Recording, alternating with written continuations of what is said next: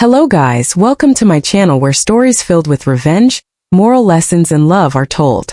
Sit back, listen carefully and don't forget to like this story, share it with your friends, and subscribe so you never miss the next tale that will open your heart and stir your soul.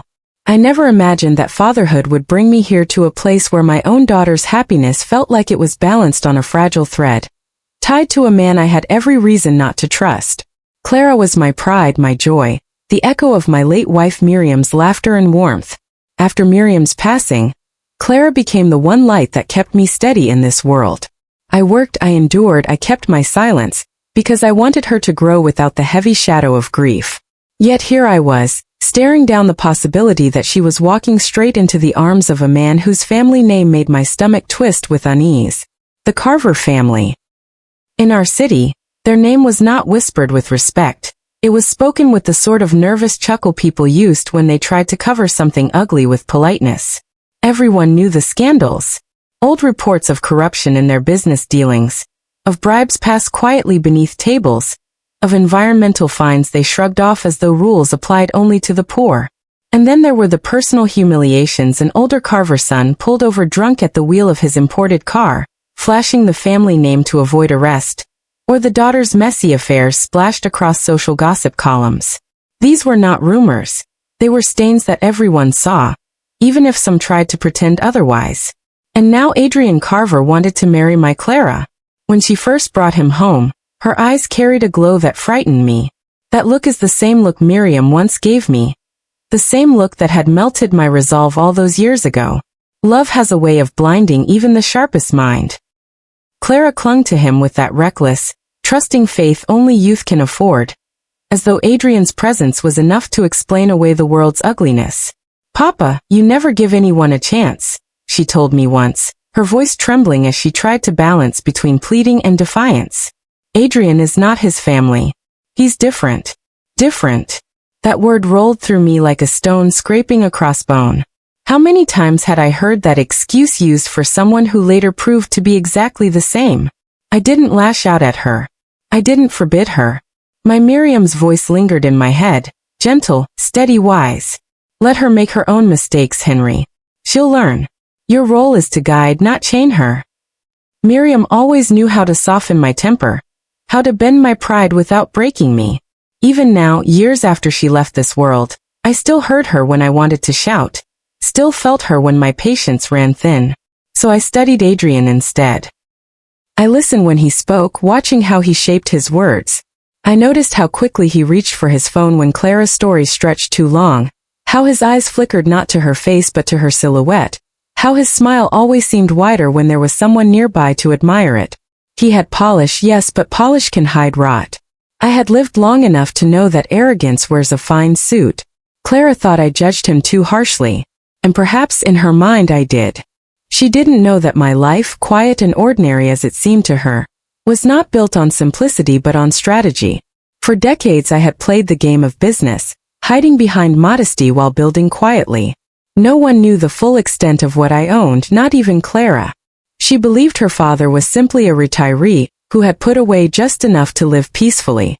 She didn't know about the companies, the shares, the carefully layered trusts. I had wanted her to grow in innocence, not in suspicion. Still, there was one thing I could not ignore. The Carvers had crossed my path once before, though Clara did not know it. Years ago, in a deal that should have been straightforward, I watched Robert Carver, Adrian's father, push his weight around in a boardroom, dismissing men with twice his experience and laughing at the law like it was a plaything. That memory clung to me like smoke. I could not shake it now. When Clara announced the engagement, I felt my heart sink. It wasn't the kind of news a father dreams of receiving with joy. Instead, it felt like watching her run toward a cliff's edge, while I stood too far back to catch her. That night, I walked alone through the city streets. Neon lights flickered on rain-washed pavements, couples hurried past, laughter spilled from restaurants. I moved like a ghost, the noise of life swelling around me, but not touching me. Miriam's absence pressed heavier than ever. If she had been here, would she have known how to reach Clara better than I could? Would Clara have listened to her mother's gentle reasoning instead of resisting my cautious warnings? The next day, Clara visited me, her hands trembling as she held out the engagement ring Adrian had given her. "I want you to support me, Papa," she whispered, tears brimming. "Please don't make this harder for me." I took her hands in mine, rough with years of work, and I swallowed the lump in my throat. "Clara, I only want your happiness. But I cannot ignore what I see. Remember, a man's character speaks louder than his promises." She pulled away, frustrated. "You've already judged him without knowing him. You're not even trying." Her words stung deeper than she realized. She believed I was blinded by prejudice, when in truth it was memory and observation guiding me. But I forced a nod, forced a weary smile. "Then let me meet him properly. A dinner. Just us. No pretenses." She brightened at that, as though I had finally yielded, and hugged me tightly. But inside, my mind was already preparing. If Adrian truly was different, if he truly loved her as he claimed, then he would withstand the test of humility. I wanted to see how he treated me when he believed I was just a modest, retired man with little more than my pension, and a worn-out jacket. As I watched Clara leave that evening, excitement glowing on her face, a strange calm settled over me. My late Miriam had once said that time reveals truth better than anger. Perhaps she was right. And perhaps Adrian's truth would soon be revealed, whether Clara was ready to see it or not. The night of the dinner came faster than I expected, though I had spent the entire day preparing myself for it. Not by dressing up, not by polishing my shoes or choosing the best jacket from my wardrobe. No, my preparation was in the stripping down of everything I owned. I deliberately chose the oldest blazer I had, one with threads fraying at the cuffs. My shirt was clean but worn, the collar softened from years of washing. I wanted to look like the man my daughter believed me to be. A modest retiree, someone who had nothing more to show than the quiet dignity of age. Clara fussed over me before we left.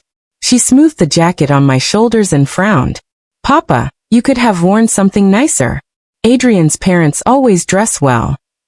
I smiled faintly. "This is who I am, Clara. Tonight he should see me as I am."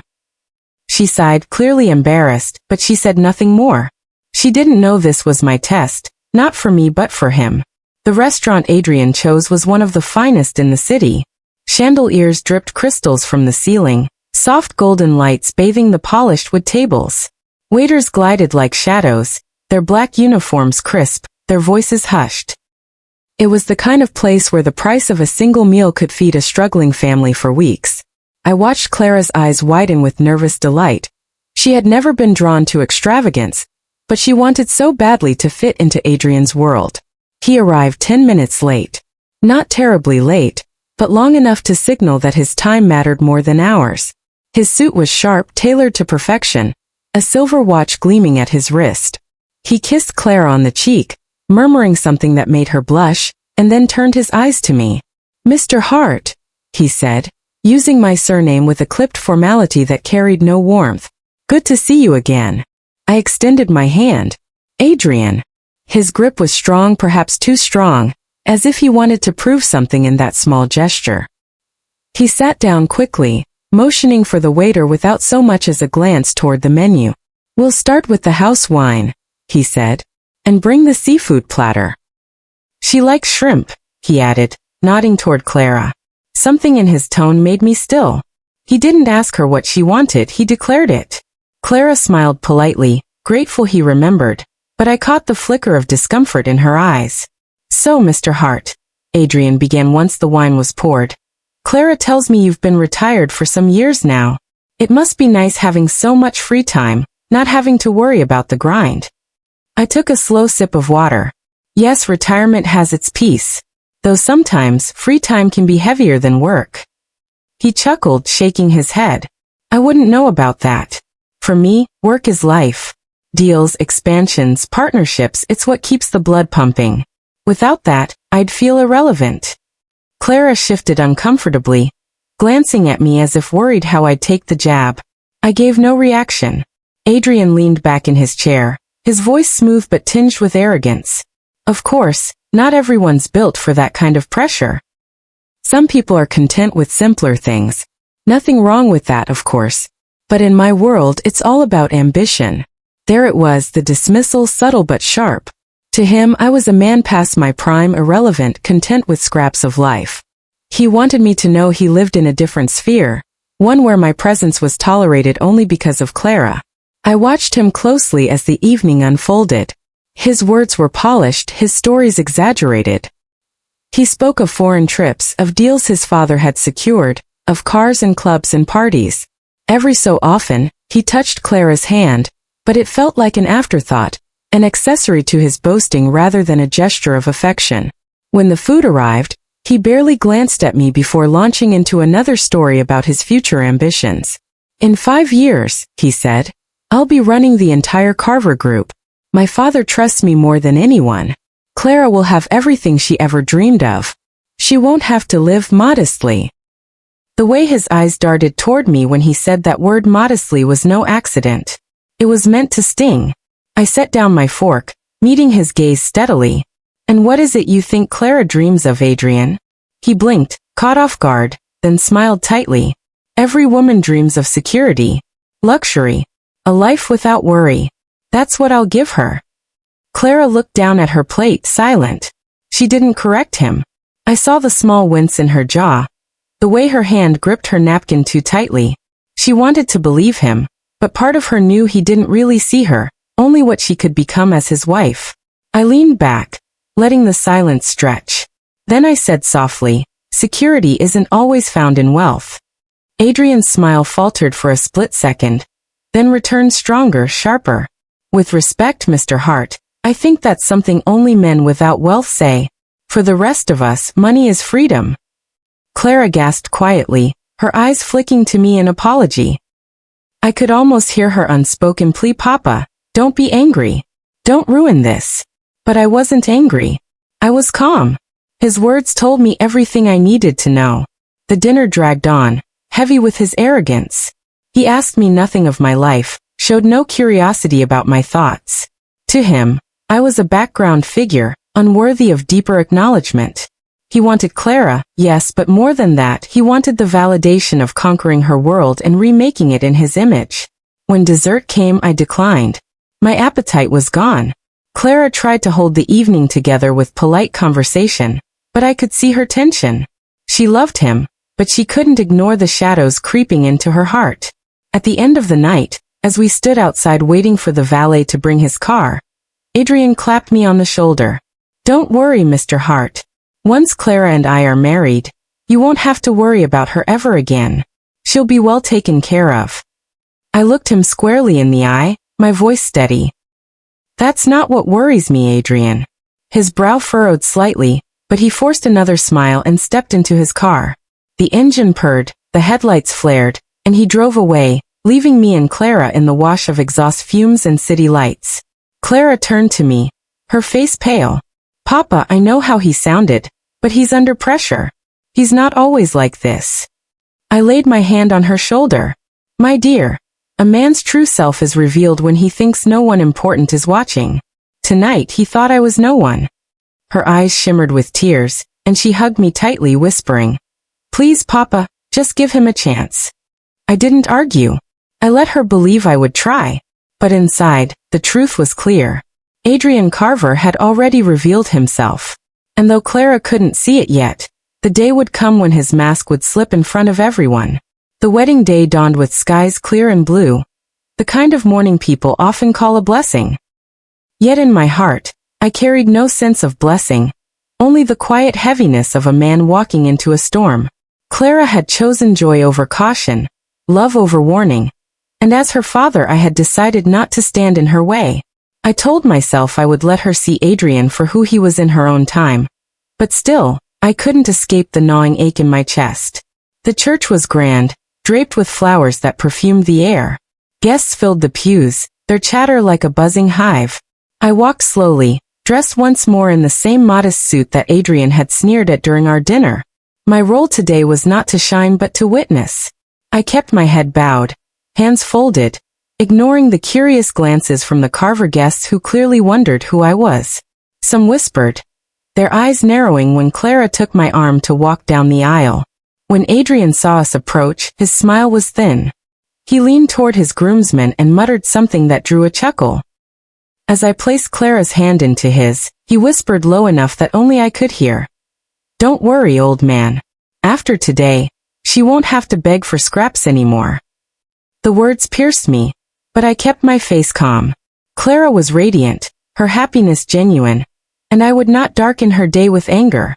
Still, a fire burned low in my chest, waiting. The ceremony unfolded as expected. The vows, the exchange of rings, the applause as they were declared husband and wife. The reception hall glittered with chandeliers and silver. Toasts were made, laughter spilled across tables. Yet Adrian, emboldened by the safety of his circle, began to reveal himself more brazenly. At one point, he clinked his glass and stood to speak. "I must say," he began, his voice carrying across the hall, "marrying Clara has been the best decision of my life. She's beautiful, kind, and thankfully not too demanding." Laughter rippled through the crowd. He grinned wider. "And as for my new father-in-law," his eyes landed on me, sharp and mocking. "Well, let's just say Clara gets her humility honestly. He's a simple man, but hey, at least he tried." A hush fell for a moment before the guests forced polite chuckles. Clara's face flushed crimson, her smile faltering. I felt her embarrassment as if it were my own. My chest tightened, but I remained seated, silent. He wasn't finished. "You know, when I first met Mr. Hart," he went on, "I thought he was a little, how do I put this? An annoying beggar. Always questioning, always doubting, never really contributing much. But hey, that's family, right?" He raised his glass. "To my family." This time the laughter was louder, though uneasy. Clara's eyes brimmed with tears, and I could see the shame etching into her heart. I wanted to stand, to tear his words apart, but something held me still. Patience. Timing. Miriam's voice whispered again. "Time reveals truth." And then it happened. The doors of the reception hall opened, and Adrian's parents, Robert and Evelyn Carver, arrived. Their presence shifted the atmosphere instantly, and wealth commands attention even before words are spoken. Evelyn, elegant in a navy gown, scanned the room with the sharp eyes of a woman used to power. Her gaze landed on me. She froze. For a moment her lips parted but no sound came. Then with deliberate steps, she crossed the hall and stopped before my chair. "Mr. Hart," she said, her voice trembling. "No, it can't be." All eyes turned toward us. Adrian frowned, confused. "Mother, what are you doing?" Evelyn ignored him. Her hands gripped the edge of the table as if to steady herself. "You're Henry Hart. You're the man who—" She stopped, swallowing hard. "You're the one who bought our company." A gasp rippled through the hall. Guests whispered frantically. Adrian's smug expression cracked. "What is she talking about?" he demanded. I rose slowly, the years of patience and silence pressing against my chest like a tide finally breaking. My voice was calm but heavy. "Yes, Adrian. Your mother recognizes me. Years ago, when your family thought their empire untouchable, I quietly acquired it piece by piece. The Carver name still stands, but the company you boast about, it's mine." Evelyn's face paled, Robert's jaw clenched, and Adrian staggered as if struck. "That's impossible," he stammered. "You're nothing but a modest retiree?" I finished for him. "That's what you saw. That's what you wanted to believe. Because arrogance blinds men like you. You measure worth only by the shine of a watch or the price of a suit. You never look deeper. Not at me, and not at my daughter." The hall was silent now, every guest leaning forward, every eye fixed on us. I turned toward Clara, her face frozen in shock, her tears streaming freely now. "Clara, I hid my wealth because I never wanted you to grow up doubting who truly loved you. I wanted you to be chosen for your heart, not for your father's bank account. But today, your husband showed the world who he really is. Not just careless, not just arrogant, but cruel." Adrian reached for her hand, desperate. "Clara, he's lying. He's trying to ruin us. You know I love you." She pulled her hand away, trembling. "Love doesn't humiliate. Love doesn't mock my father." Her voice cracked, but it carried across the hall like a blade. I faced Adrian one last time. "Money doesn't change character, Adrian. It only reveals it. And today, yours has been revealed." With that, I walked from the hall. Clara did not follow immediately. I didn't expect her to. She needed her own time to process, her own path to see clearly. But I knew the seed of truth had been planted, and seeds, once planted, cannot be uprooted. The chatter behind me rose like thunder as I stepped into the cool evening air. The night breeze wrapped around me, and for the first time in years, I felt Miriam beside me, not in sorrow, but in vindication. Moral lesson. Life will always test us with the shine of appearances and the sting of arrogance. We may be mocked, underestimated, even called beggars, but the truth of our character always rises to the surface. Wealth can build walls, but only humility builds bridges. Remember, a person who disrespects your roots does not deserve to share your future. So friends, if this story touched your heart, don't forget to like this video, share it Ments. What would you have done if you were in my place? Because in the end, every story is not just mine. It's a mirror for us all.